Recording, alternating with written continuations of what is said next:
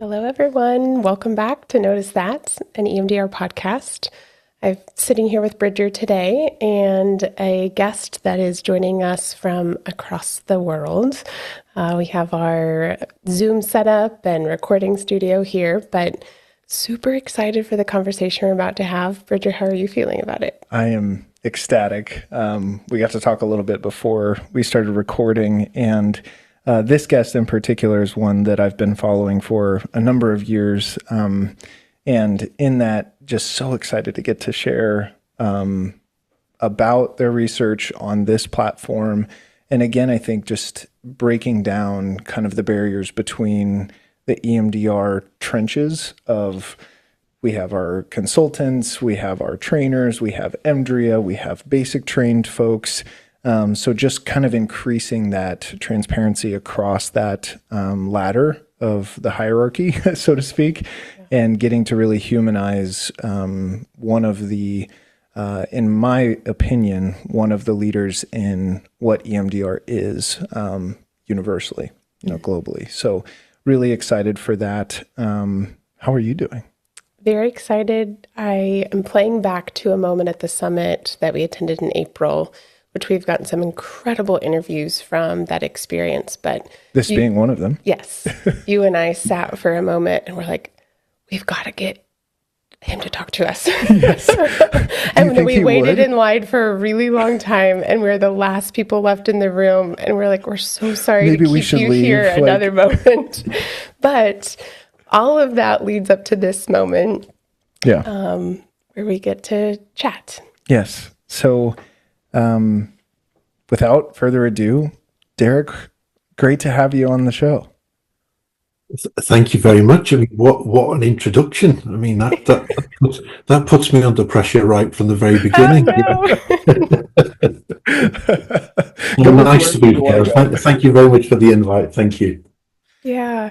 Will you even just start out here introducing our listeners a little bit to your work and kind of your journey of how you've come into the field of psychotherapy and research, and then specifically EMDR? Yeah, sure. I mean, I first heard about EMDR, would you believe, back in 1990. I was working in a psychiatric hospital at the time, and in the conversation that I was having with a colleague, and he was explaining what it was EMD then, explaining what EMD involved. I mean, I just thought it was absolutely bonkers. You're getting people to think about a really difficult memory, and then you're then waving your hand in front of their eyes, and that's meant to make them better. That just seemed really preposterous. And back in the UK in those days, it was very difficult to get trained in EMDR because there was nobody around. So I was very lucky to get the chance to come over to the US and get trained in EMDR by Francine, and it was a very powerful training. I came with my best friend, and we were just two guys from Liverpool, and Francine had a big love of the Beatles, and so that was my first thought when you said that. It was just like, oh, just another visitation. It was what made it even a bit more strange was Francine then invited us out for dinner, because we were the only two Brits in this big training of about 300 people, and so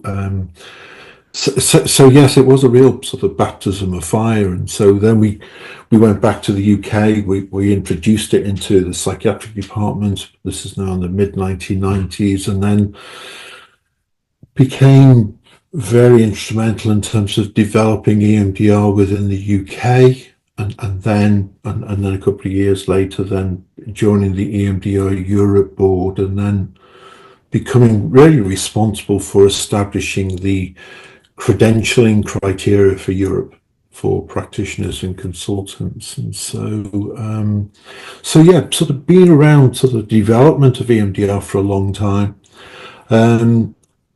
I suppose two other bits was which really happened sort of fairly early on was always very interested in developing EMDR training into universities, and so we developed one of the first postgraduate programs, master's programs in EMDR. And then one of the other roles I was involved in is as president of Trauma Aid Europe, which is an international NGO, and so been involved in a lot of trauma capacity building in the Middle East and in the Far East. So being very lucky to have traveled a fair sort of few countries, sort of looking at developing EMDR in lots and lots of different sort of contexts.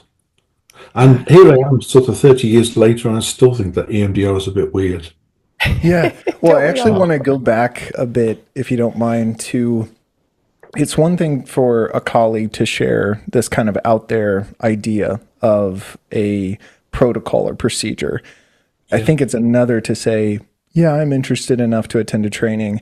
I think it's another to say, yeah, I'll go across the world to learn about this thing. So could you just take us through what that decision was really like? Because that seems like a commitment to me. Like if I was going to say, yeah, I'll travel to Liverpool to receive this training that I don't understand yet. What was your mental process of understanding what EMDR was? Yeah, no, that's interesting because I think it was also the first time I'd been in America, so it was a little bit of a culture shock as well, sort of arriving in New York, and of course it's such a, to use a Liverpool expression, it's such a gobsmacking city.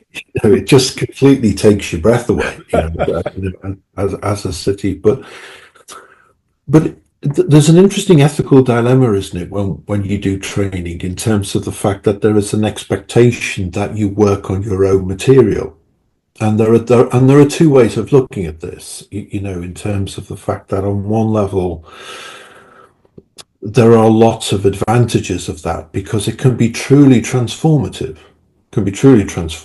And so the question I always offer to my students is you often will remember your very first practicum, your very first experience of having EMDR for a first time, but you probably don't remember your second one.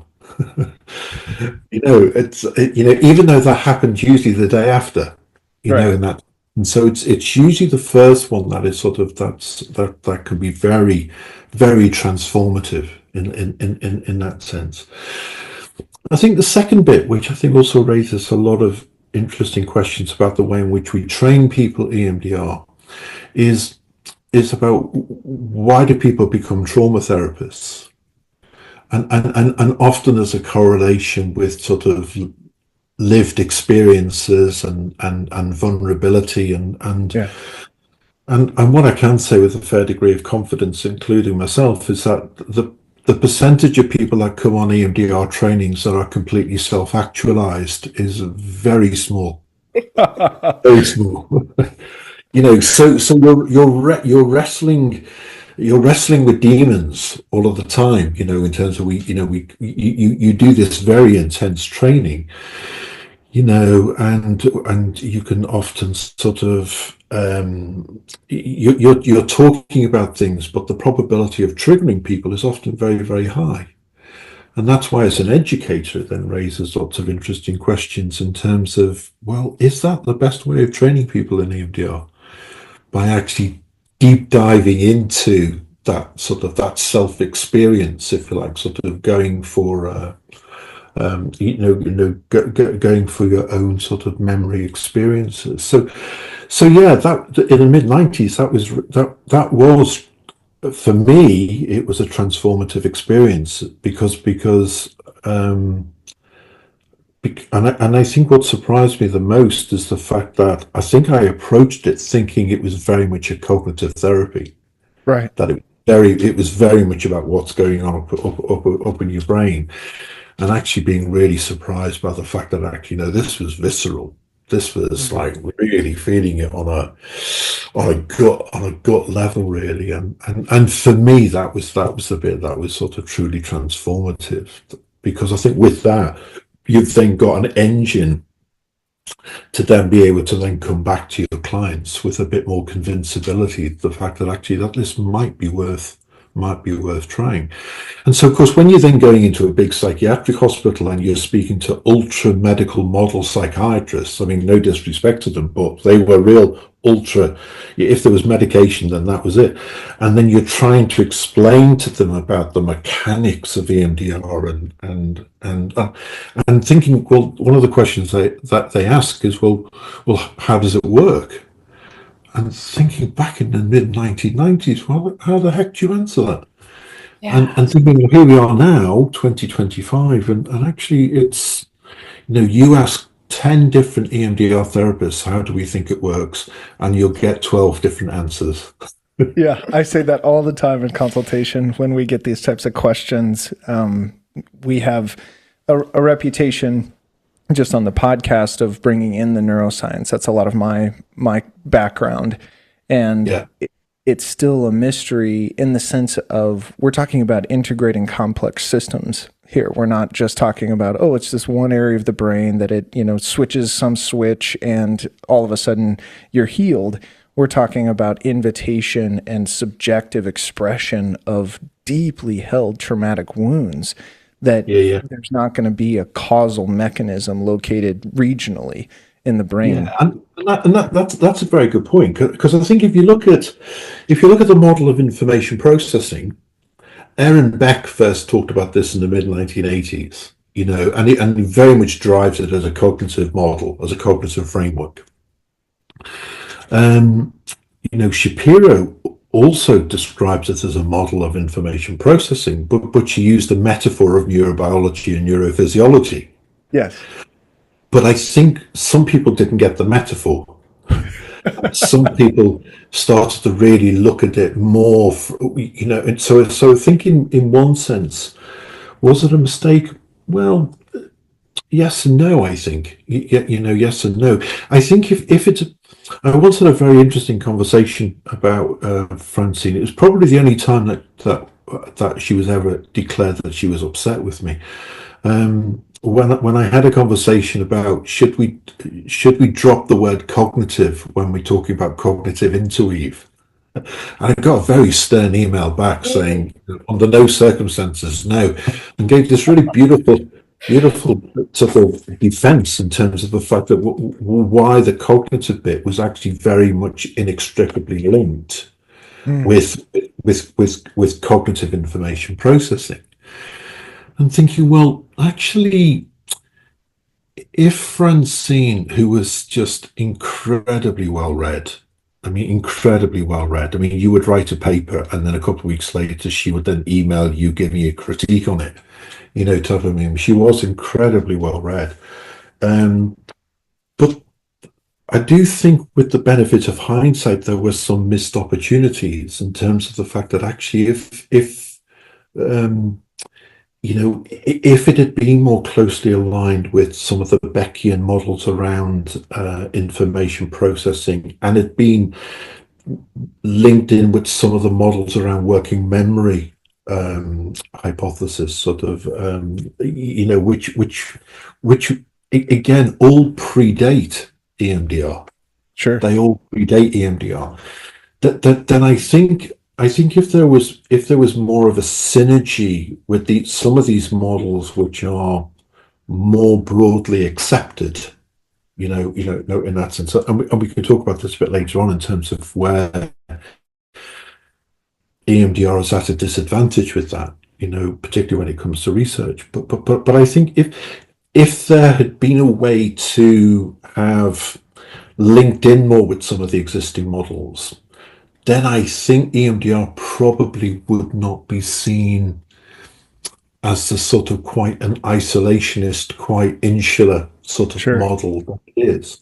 So if you look at the Dutch as a good example, the Dutch are really leading the international research around intensive trauma treatments. But if you look at their treatment models, they're using a fusion of EMDR and prolonged exposure.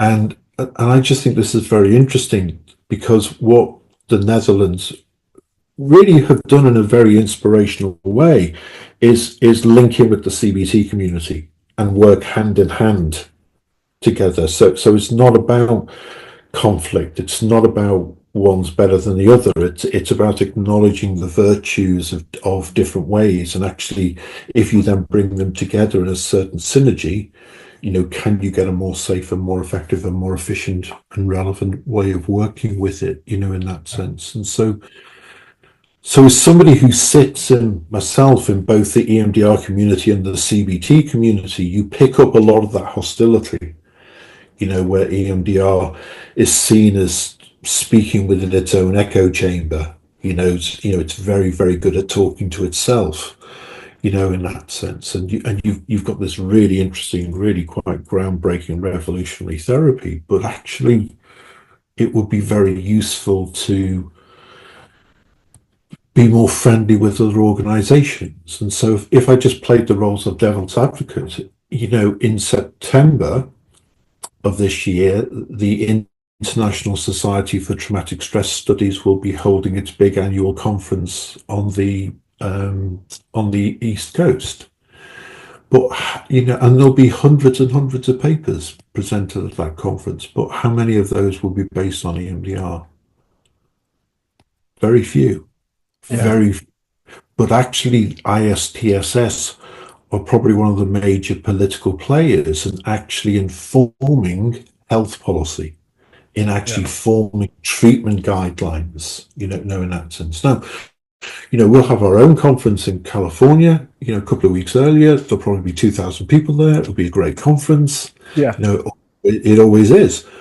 But these are some of the missed opportunities in terms of the fact that we've got to start sitting in and making friends with these other big trauma political drivers, because actually I think that will help strengthen EMDR as we move forward.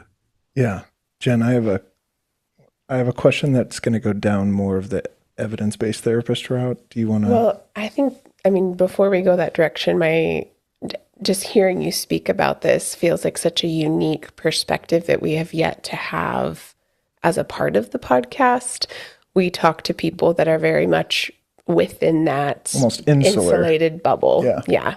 And to hear, your professional history far exceeds the EMDR bubble and the research and the things that you've done. And so to hear you speak about both of those very humbly and even willing to kind of say the things that maybe people are afraid to acknowledge, but that we are experiencing, I just respect so much and I appreciate that perspective being added. And how have we actually limited ourselves or maybe put a glass ceiling on the field of EMDR if we don't start stepping outside of this to see where could research really go or the development of the field?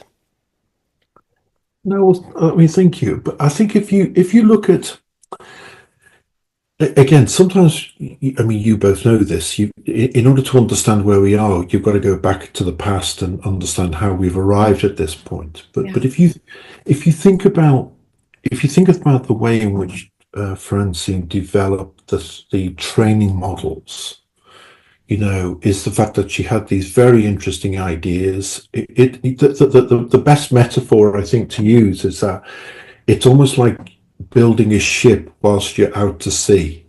Yeah. So you set it in motion, and as you're doing the trainings, you're also learning bits. So there's a really wonderful feedback loop in terms of the fact that she's sort of adapting and modifying the training based on the feedback that she's getting from colleagues and from the participants, but the basic essence of the training was modeled to accommodate busy mental health professionals. So this is why the training started on a Friday evening. It was all day Saturday, and it was always as a Sunday. Now that was a perfect model for the early 1990s. My question is, why is that the same model today, 30 years later, when actually we know a lot more about EMDR? And if you think about the What is EMDR paper that was published in 2021 in the Journal of EMDR Practice and Research, which actually delineates 3 different types of EMDR. Yeah. And it really highlights the growth and the development, of EMDR over the last sort of 3-4 decades. So again, if you step back and you look at it from an educational perspective, what a standard EMDR training does, it purely teaches people the protocol. So it teaches it almost like as a technical component. This is what phase 1 does, phase 2, phase 3, etc., etc., etc. But where does the wider assimilation of knowledge go? Where does the wider integration in terms of how do you incorporate it into your clinical practice? Because what we don't say to people is, ditch it, you don't need it, okay? You just need EMDR. We don't. We respect the fact that people have come with lots of different experiences, lots of different frameworks, and we want to encourage them and empower them to be able to link EMDR, to that. So now this is probably being a bit facetious, but if you look at the development of some of the EMDR trainings in the last 30 years, it's gone from 5 days to 7 days. And if you think about that, that's crazy. That's crazy. So when people come along and they say, well, I'm an EMDR psychotherapist, and again, if you look inside the bubble, I can completely get, as I'm sure you can, why people say that. But you have to look at it from outside of the bubble. Yeah. Because actually outside of the bubble, that sounds nonsense. How can you train somebody in 7 days in a psychotherapy? Because there are lots of international examples as to what a traditional psychotherapy training looks like. And they are probably, between 3 and 4 years of an intensive training program, in that sense. And so this is what I mean about what happens sometimes when you just talk within your own echo chamber. Is that you then start to think, well, it sounds right, but it only sounds right because you're talking to people with similar viewpoints. What you have to do sometimes is go to other critical landscapes, people who will be your critical friend, who will compare it. And one of the big advantages about academia is, when we're writing a master's degree, there is actually a template as to what a master's degree looks like. It has certain core criteria. So if you build a master's degree, it has to be the same shape and size as this other master's degree and this other master's degree in that sense. So it's very, very formulaic, really, in that sense. So often, I think some of the tensions that have existed is the fact that people see the academic sort of the university programs as competition against the standard trainings, but I would argue that would be to miss the point, because I think that the standard trainings are professional trainings. They're professional training programs, but the academic programs are completely different. So it's almost like comparing apples with oranges. They're actually not. They're actually doing very, very different things.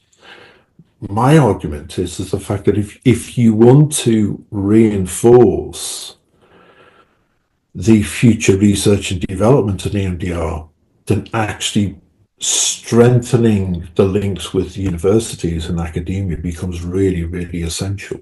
Really essential. Yeah. Because you think about, when you both did your undergraduate training, were you ever taught the AIP model? Not once. Not even close. But you were taught about extinction learning. Mm-hmm. Because it's mainstream sort of psychological theory, in that sense. And so everybody scrambles about becoming trainers, for example, and that's really important.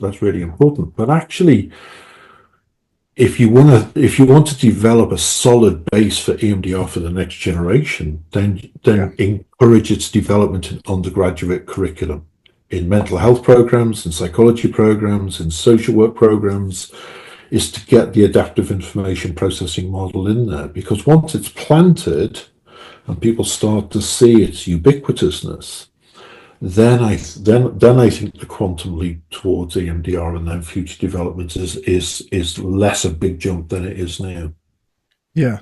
I'm curious what kind of response you get when you talk about this to Americans about, hey, we need to look at this education system and acknowledge that if we really want excellent EMDR providers, this needs to be recontextualized into very foundational learning experiences, like in undergrad, like in our master's programs. I can hear in my own kind of qualitative research mind the problems that likely have come your way, but I'd love to hear what is the response from people that are actually advocating against what you're talking about. Yeah, well, my lived experiences, I feel the arrows in my back.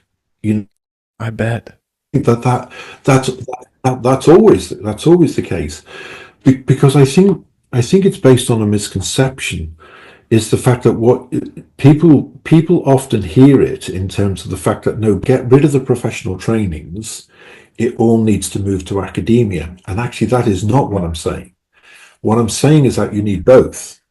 If you're a clinical psychologist, that's very experienced, you have a lot of clinical background, doing a professional training program, makes perfect sense. Makes absolutely perfect sense in that sense. But if you're coming out of grad school and you're wanting to develop a career as a psychotherapist, as a mental health clinician, then I think they need a different training program, in that sense. And so I think that there's a place for both, in that sense.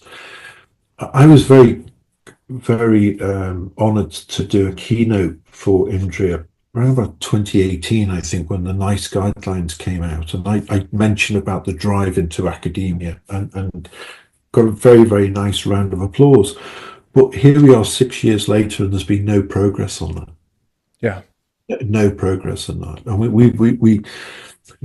wanted to do, as part of the Journal of EMDR Practice and Research, we wanted to do a rebuttal to the APA guidelines on PTSD, and I spent quite a bit of time trying to search for academics within US universities that would link up, and I got about a number of people that I emailed and actually just got no reply from them. And I thought that was really interesting. And I don't take that personally, but I just think that's really the APA guidelines from a British perspective doesn't have much of an impact, because we've got our own NICE guidelines here, which is treated a bit like a Bible, but actually the APA aspects is very much on your turf. Yes. And actually, if you look at that panel of experts that they use to inform that guideline, none of them have an EMDR background. Yeah. And that's what puts us as a big disadvantage. So if you look at the NICE guideline for PTSD, and they look at the amount of studies that they looked at for EMDR and the amount of studies that they looked at for CBT, the CBT was 6-7 times more. Yeah. So they were looking at a sample group that involved just under 9,000 patients. With EMDR, they were looking at RCTs of no more than 1,000. That's based on 30 years of research. Yeah. Now, from a critical perspective, that's really not good.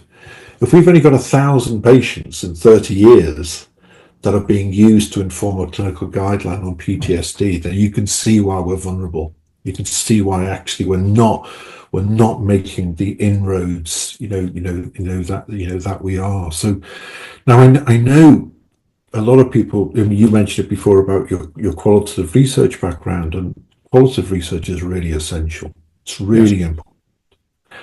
However, qualitative research doesn't inform health policy. Yeah, it's all quantitative. Randomized control trial. No, we can have a philosophical argument about the merits of the hierarchy of evidence and why, randomized control trials are fundamentally, flawed as a methodology. And I would insufficient. agree with you. I would probably agree with you. Yeah.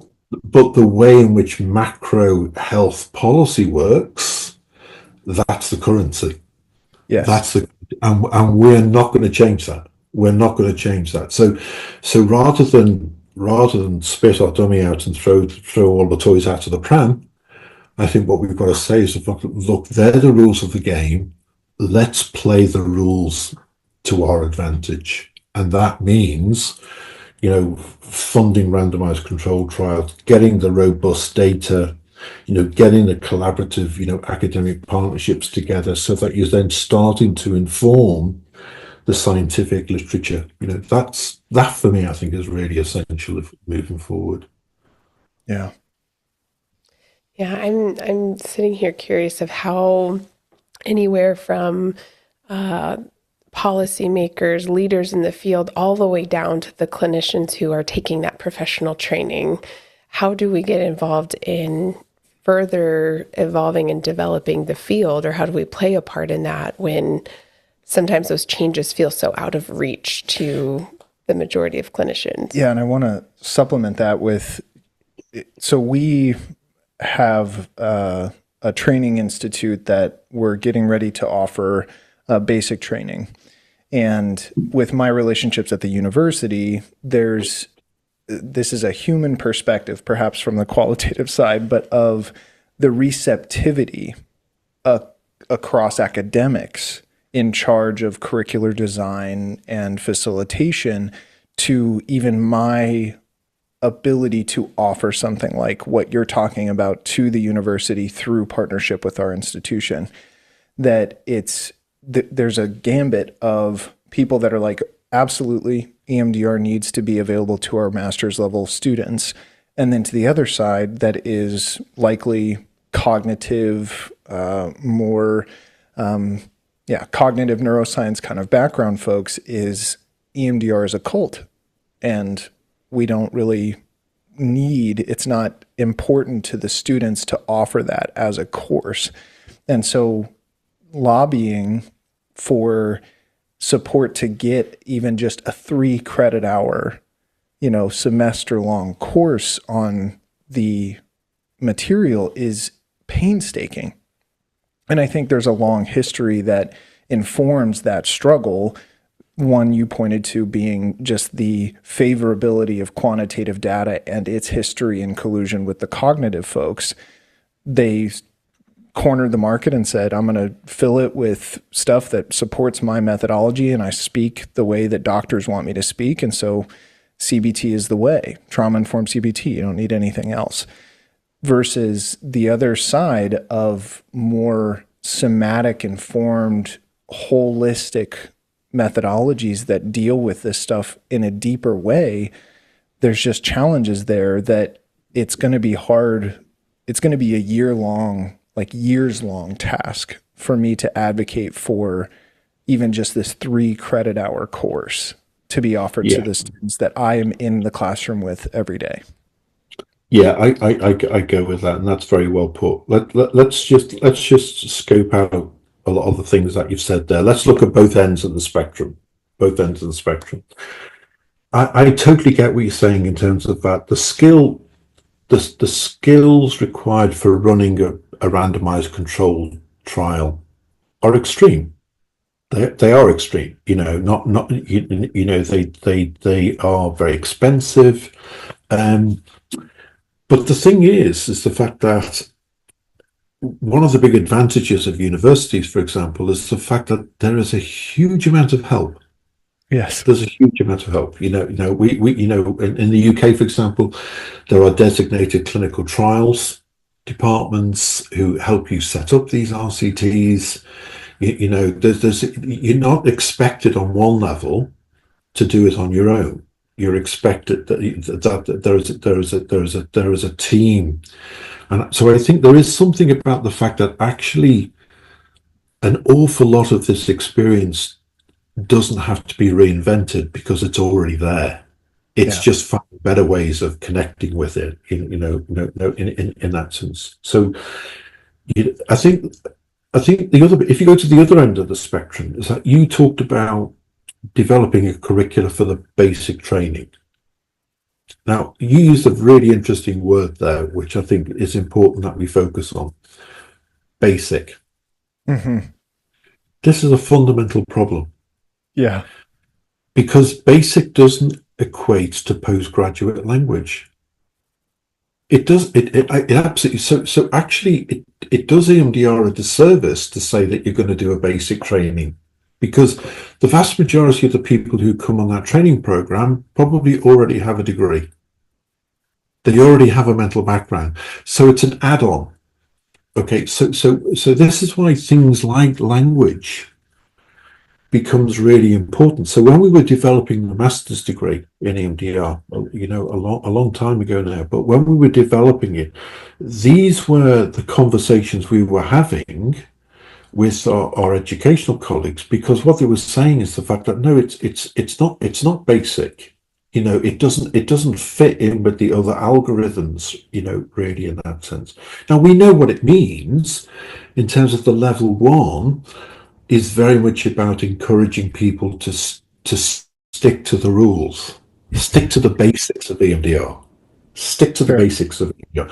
And then they come back for the level two and they say, well, all of those things we told you to do on the level one, well, now we're going to tell you to break some of those rules, and we're also going to teach you why we're going to ask you to break those rules. So I get it. But I think, again, looking at it from outside, a lot of people argue the fact that, well, actually, the contradiction is you say it's a basic training on one hand, but you also advocate that it's a powerful therapy on the other. Well, those two things don't go together. Yeah, they don't go together. So in a way, part of it is about the way in which we shoot ourselves in the foot by sort of saying, look, these are some simple things that we can change that probably will help our network. I think the other thing you highlighted there is again comes back to what we were saying before about we're very good at talking to our own echo chamber, in that sense. But actually, I don't know any undergraduate course leader that if they were not approached by somebody to say, look, can I come along and do 3 hours with your students to teach them about the AAP model, that they won't say no. Right. They'll bite your hand off. They will bite, and you don't need to be a trainer, don't need to be a consultant to do that, in that sense. But I think there's a fourth bit, and that's about deconstructing what EMDR actually is. I love it.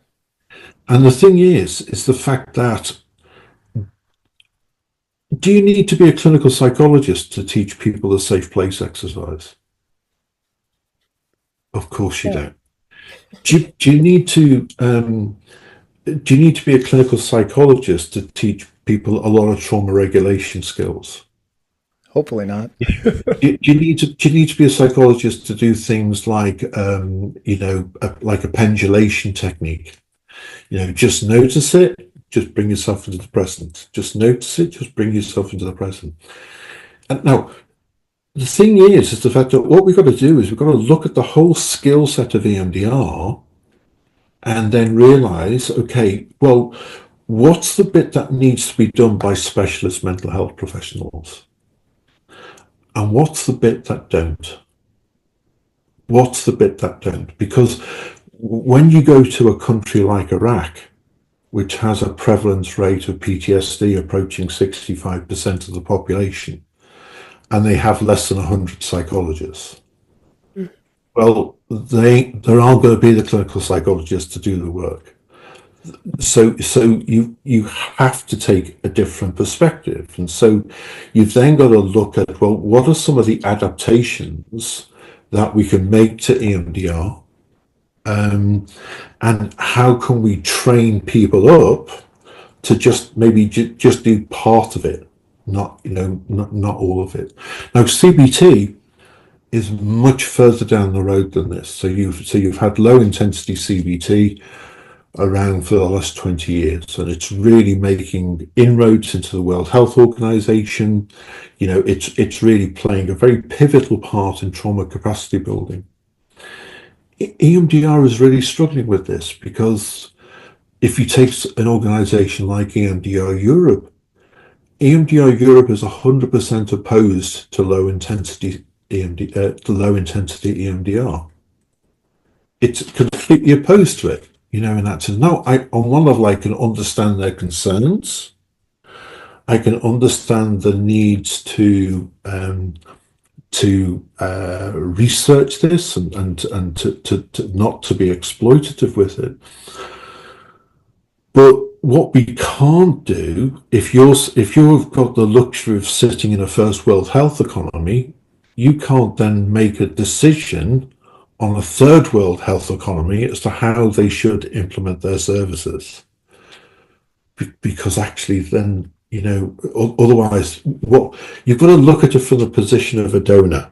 Okay, if I'm going to go into a country and I'm prepared to invest $3 million into that country, and you're telling me that it's going to take 10 years before they'll have an indigenous trainer in EMDR, because they've got to go through all of these different credentialing stages first, they will look at you and they will say, thank you, we'll go and look for something else.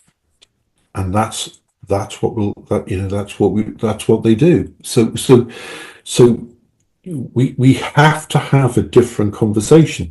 If you go to the other end, which also links in with what you're saying, Brid, is that I think it's crazy that's an emotive word, I apologize, but I do think it's crazy that you make university professors go through all of the credentialing procedures to become a trainer in EMDR, when CBT doesn't do that. Client-centered therapy doesn't do that. And so this is when now most university professors, we have teacher training qualifications. We've got fellowship status. I'll give you a real life story. A university in the UK was wanting to develop a Masters in Science program in psychological trauma. The two course directors, one was a consultant psychiatrist and the other was a consultant clinical psychologist. They were both experts in CBT and EMDR, widely published. They developed the curriculum. They could teach prolonged exposure therapy. They could teach cognitive processing therapy. They could teach narrative exposure therapy, and they could teach testimony therapy. But they weren't allowed to teach EMDR because they weren't credentialed. So what did the university do? They removed EMDR from the curriculum. Gosh.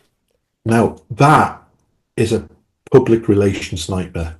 Yes. Because you've got two eminent professionals, well-known professionals, and it takes somebody from outside of the box that's then saying, look, this is ridiculous. This is ridiculous, And so they asked the question, well, how long would it take for these two colleagues to become credentialed? And what they were told is 7 years. So universities are going to turn around and say, well, we're not going to put EMDR in the curricula, and actually it's going to focus on the trauma-focused CBT models. That's what I mean about the fact that how you're sort of shooting yourself in the foot, really. That would have been an amazing opportunity to have brought EMDR into mainstream trauma psychology, and the opportunity was missed. Yeah, my mind, just in terms of trying to understand from my perspective, being very much on the outside looking in, but eager to participate, to me, I hear stories about, well, money and professional tribalism, that you can't speak to what EMDR is until you've cut your teeth through the trenches of professional accreditation cycles that we have. And because it's a for-profit entity, you have to pay for that as well.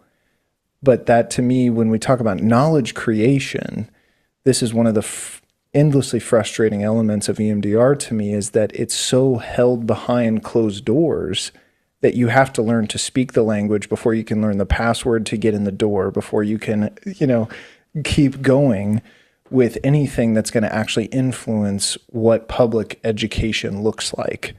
That it seems impossible without just a loudspeaker at the university gates saying, this is what EMDR is, this is why we need to be training it. Like, it's just insulated almost away from accessibility.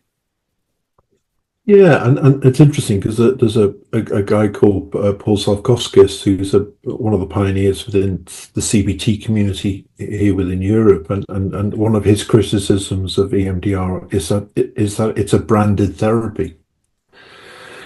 And on one level, that's quite a devastating blow, because the harshest criticism is not when something is wrong, but actually when something is right. And I think I have nothing wrong with people earning a living, and knowledge acquisition is a lifelong project, and we always invest huge amount of time and effort and energy into developing our knowledge. I go with that, but it's the old ethical question. It's what's called the Jurassic Park ethical question. It's not about whether you could do something; it's about whether you should. Yes. In that sense, and I think I think EMDR has probably paid quite a high price for using a franchise model.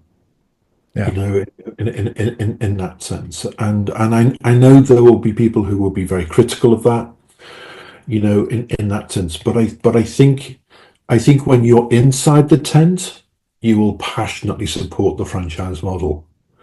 But actually, when you're outside of the tent, this just seems like, well, how do you learn this secret handshake, and Exactly. what are some of the rituals that actually sort of go with that? And so that's why I always come back down to the people with the money, because it will be the people with the money that will decide where they invest their research funds, where they develop their research knowledge exchange platforms, and I just think we've got to be seen as open and participatory in that process, rather than, no, it's okay, thanks, we're doing fine, we'll just look after ourselves. Because an example of this, and again, forgive me because I'm biased, but if you look at it from the Journal of EMDR Practice and Research, okay, in terms of the fact that an article would be published in the journal, and the only people that could read it within the first year was the EMDR community itself. Now that's crazy. Yeah. That's crazy. Because actually, if you've got a good research article, you want that out and you want that publicized. You want to be able to, get it out to people. Let's start talking about it. Let's absolutely start talking about it. Now we've just moved to a new publisher. As of 1st of January, we've now got what's called platinum open access, which basically means that IMDRIA will pay all publication costs for the next number of years, so it won't cost anybody, but we now have an impact factor, in that sense. And so that then helps to then, get research out there. But again, we come full circle. because you then ask yourself, well, in the last 5 years, how many randomized controlled trials have come out of the United States supporting EMDR? None. Yeah. You know, in that sense. And so that's why we can't just have a model that keeps reinforcing the training. You've got to have a model that is trying to fill the hole at the bottom of the bucket. Right. In that sense. And I think in academia, one of the algorithms that's used is what's called a credentialing conversion rate. Which then looks at how many people are being trained in EMDR, and actually what's the percentage of those who train go on to become credentialed. Now, it's very hard getting that data, but I would imagine it's not very good. And if you think about, again, I'm saying this as an educationalist, but when you come away from your training, the basic trainings that you're going to do, okay, people come away with a certificate of attendance. They don't come away with the certificate of competence. But if you're a member of the general public, which of those certificates is more valuable to you? Absolutely. It's got to be the certificate of competence. So why don't we develop a training model that is better suited towards a higher level of credentialing? Absolutely. And this is where I think the academic trainings then have a big advantage, because actually they're geared towards an academic award, whether that's a postgraduate certificate, whether it's a postgraduate diploma or a master's degree. They're formulaic, but actually people, it's a common currency that I think people will then understand to say, well, I've got an MSc in EMDR, rather than, well, I'm credentialed with IMDRIA. Because when you're sitting in Pakistan, people don't know who IMDRIA is. Yeah. People have never heard of EMDR, of EMDR Europe, for example. But when they think about the fact that, okay, you've got a university master's degree in this subject, then the credibility factor of that sort of increases quite a lot, really. I'm thinking of our writing process in submitting our curriculum and the barriers and challenges of there not really being any prerequisite into the professional training of EMDR, and trying to cover, we really try to break outside of the standardized protocol and looking at how do we train and develop strong clinicians?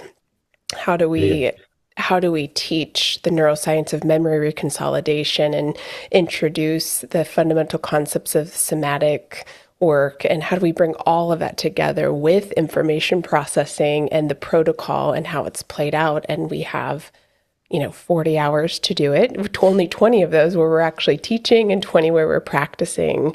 And it just feeling like such a challenge to kind of fit all of that in. But because of the way that that's structured and the model that's set up, it's just, you end up leaving out a lot of the information that's really developing, a clinician outside of just, can you memorize a protocol and follow a script? That's the easy part, but it's knowing how do you make strong clinical decisions in a moment where it's not, playing out as smoothly as we would hope. I go with that. But let me play devil's advocate with you. When you teach prolonged exposure therapy, we don't teach any neurobiology. Mm-hmm. When we teach cognitive processing therapy or imagery rescripting, we don't teach them neurobiology. You don't know in that sense. I think the second bit is, you don't need to be a mental health professional to be taught AIP-informed psychological first aid. Mm-hmm. So, which in a way, what you were saying before about sort of memory reconsolidation and sort of memory sort of reprocessing on one level, that I totally go with that. But I think the intrinsic message of that can be deconstructed in a way where actually you can train paramedics in that. Mm-hmm. You can train law enforcement people in AIP informed, interventions. So this is where I think some of the prolonged exposure doesn't have to justify itself by teaching neurobiology. It doesn't have to. EMDR feels as if it does because it does this dual attention bilateral stimulation bit. In that sense. But the thing is the skill of an educator is how do we explain something as succinctly and in a reductionist way as much as possible. And so the example I always give to people, this, is that, if you're trying to explain a politician to buy into a particular policy, how much time do you have? Yeah. How much time do you have? You probably have no more than 4 or 5 minutes. That's all the attention span. In that sense. And so the trick is how can you get across the most amount of information in as simple language as possible to the fact that people are able to connect with it. And so I mean, again, forgive me because you both know this, you're both very experienced, but one of the interesting models around to explain why we think EMDR works is a theory around what's called stochastic resonance, which is a really pompous title, but the analogy is this: imagine sort of your best friend rings you up and says, look, I'm facing a real crisis, I need somebody to talk to you, have you got time to meet up for a coffee? You're going to say yes. Okay, you arrange to meet at a coffee shop, and as you both walk into the coffee shop's really noisy. It's really noisy. The baristas are going 10 to the dozen, everybody's chattering, whatever. You suddenly start becoming a little bit anxious because you think, oh my God, I know my best friend has something really important to talk about. Am I going to be able to hear them? So you get your coffee, you go into a corner, and then your friend starts talking. And what happens is that you suddenly find is that you're able to focus on it. You're able to fine tune it. And this is what BLS does. It helps focus on the bits of information that you need, in that sense. We don't need to go into the neurobiology to explain that, in that sense. But what it's not a distraction technique. It's not a distraction technique. A lot of the interesting research is really reinforcing it's not a distraction technique. But what the BLS is doing, it's helping the person fine tune the signal to where it is that you want to be. And what the research supports is the fact that actually it's much better to do it with the BLS than without the BLS. Yeah. All the rest is detail. Right, let's talk about EMDR. Right. You see what I mean? So I get what you're saying, and I'm just being devil's advocate with it, that with the small amount of time you've then got to think about, well, how much of this curriculum do I need to try and sort of fill in to as much as possible. But I think if we take a very reductionist view, it's about knowing what the rules are and knowing when you break them, why you break them. Yeah. All the rest is detail. Yeah. That feels like the huge emphasis in that certification level training or development, like past the basic training. In our structure. Our structure. Yeah, but I think one of the errors in that is not everybody, there's not a lot of that's motivating clinicians to go on to get the next certification level, where it's not just that, basic information, but to learn how do you break the rules and how do you understand why you're doing it and when it's effective. And I come back to over and over, like clinical decision making is huge rather than just a automatic default to a protocol or script. Like how do we make really wise decisions in that seat? But, there's not a different pay from insurance for it to be certified. There's no external benefit to the therapists themselves out of their own desire for development to take that step from basic training. I go with that. I go with that. But let me play devil's advocate again. Yeah.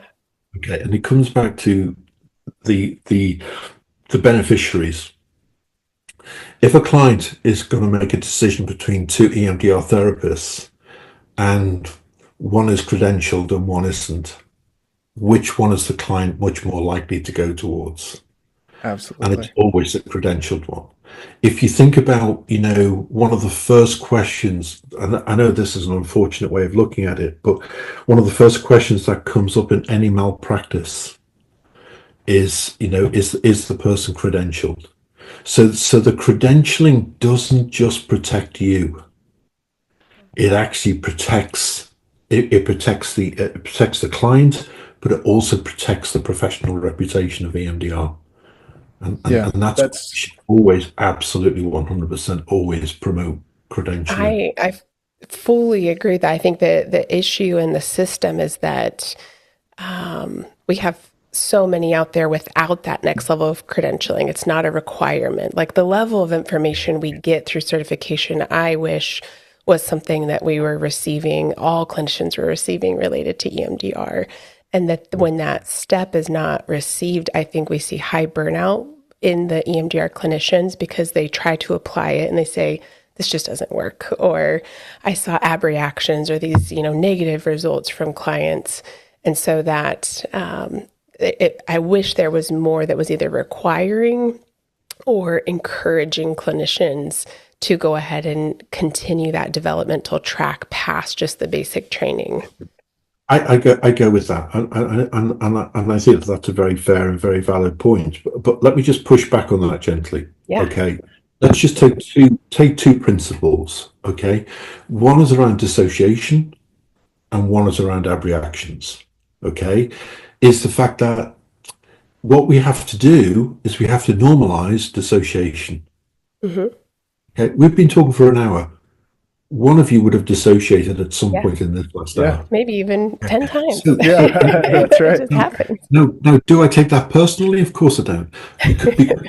But what it does, it breeds a sense of fear. And it comes up after an EMDR training when people said, oh my God, what happens if my client dissociates? What happens if my clients dissociate? Well, actually, clients dissociate in CBT as well.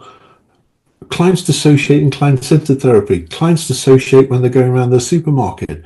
Human beings dissociate, yes. Absolutely. So it's about recognizing it, recognizing the fact that actually when a client's dissociated, there's absolutely no use in continuing to do the BLS at that moment because it's completely a waste of time. So it's about noticing it and then adjusting the pace accordingly. It's taking the fear away. The second one comes back to abreactions. Oh my God, what happens if a client abreacts? And again, you know this, but if you take a very cruel behavioralist approach will say, when a client says, look, I don't want to look at that memory because if I go into that memory, I'm going to start crying. And if I start crying, I will cry for England. Okay? What would a cruel behavioral therapist say? Go on then. Yeah, let's see it. Go on then. Because actually it's about the power of the body. The body will sort itself out. The body will always sort itself. That's how we're built. So why not teach it to a positive model rather than teach it to a negative model about be careful of this, be careful of that, don't take on this client, don't take on that client, whatever. And this is why we come full circle. And why I think there's often a big dropout rate after the level 1 training is because it's the wrong model. We teach it for single incident trauma. We teach it for single incident trauma. The vast majority of people who come on EMDR trainings are not working with single incident trauma. So they go away and they think, well, how am I going to apply this? In a way, what you've got to then do is adapt it to the vast majority of the clients that people are working with anyway. And that's why it comes back to why do we just do it as a 3-day initial training? It's just not it's not enough to normalize it. It's not enough to respect the clients that clinicians are working with. And it's not sufficient to normalize the expansiveness and the flexibility. And it's paradoxical. You know this from your experience. EMDR works best when we adapt it to the needs of the client. Of course. When we adapt it, we don't make the client fit the model. I say that literally every day.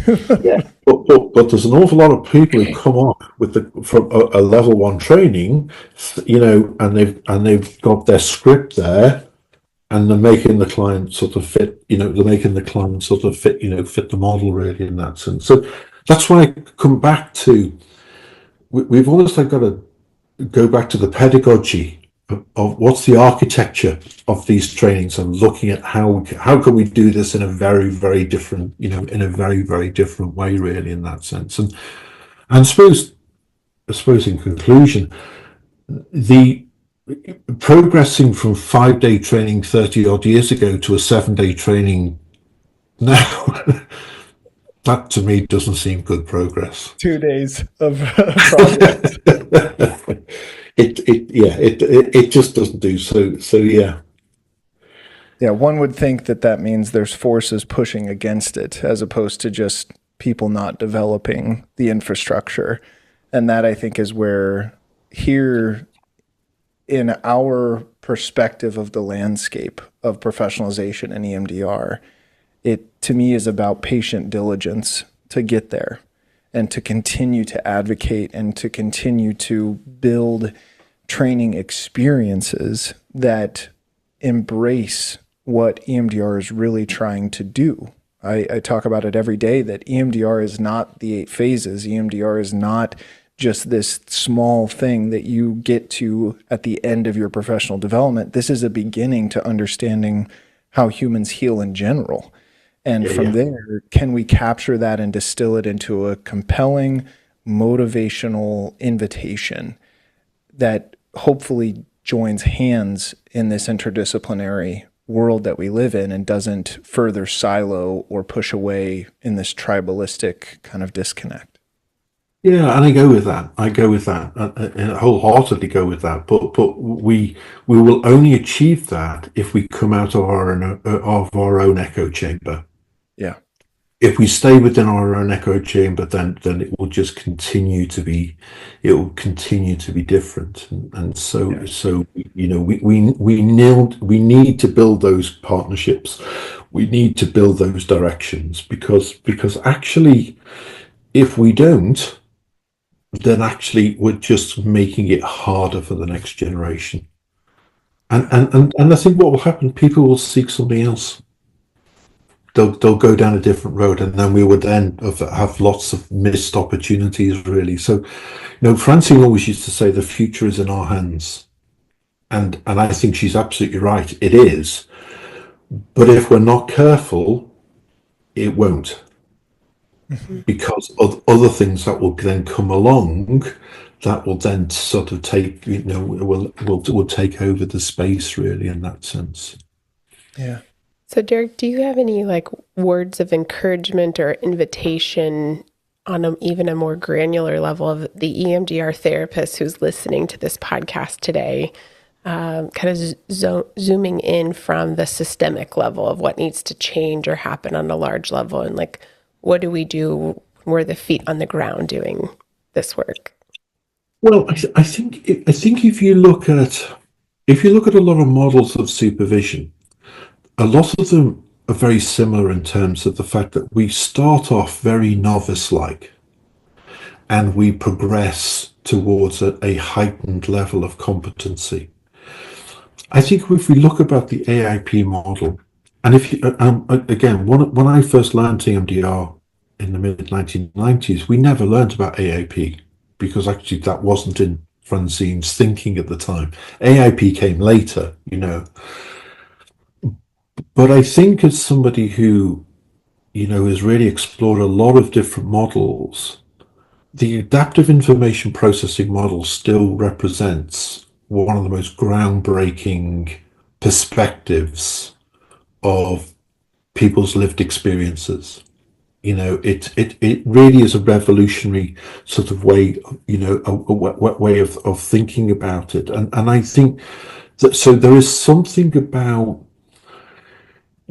becoming really familiar with the landscape of the adaptive information processing model in order to best make sense of the lived experience. That's not to say the fact that you only need AIP, because you don't. You still need other models in that sense, because a model is never the land, is never the land itself. It's just a representation of the land. But I think, so I think the AIP model, I think, has the potential to be revolutionary because it makes us look at things like depression differently, psychosis sort of differently, obsessive compulsive disorder sort of differently. And I think this could be very interesting. This could be very interesting.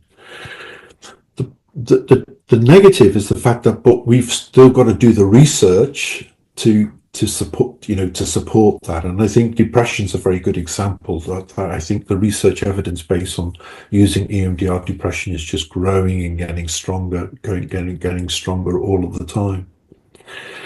I think the second thing I'd say about the EMDR protocol, which comes against some of the rigidity that you were talking about before, is remembering that it's a highly forgiving protocol. Highly forgiving.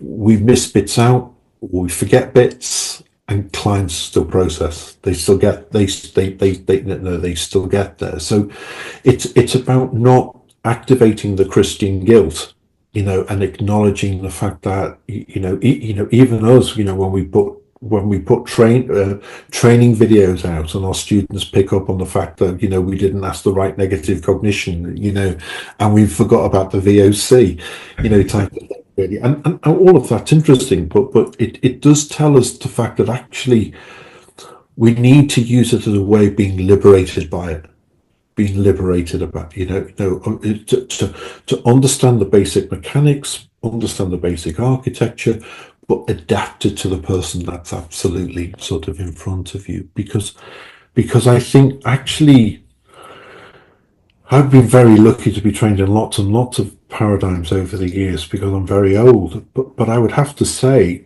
that the one therapy that continues to amaze me every day in my clinic is EMDR.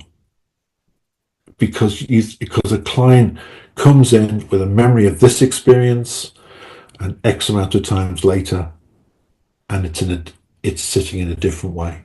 And I just think we see that time and time and time and time again. So it's never losing sight of the incredibleness of this as an approach, of the passion in terms of why we all do it, why we need to look after it, why we need to protect it, but why we need to support it and put it on a better footing for the next generation, so that they can enjoy it and they can benefit from it in the same way that we have.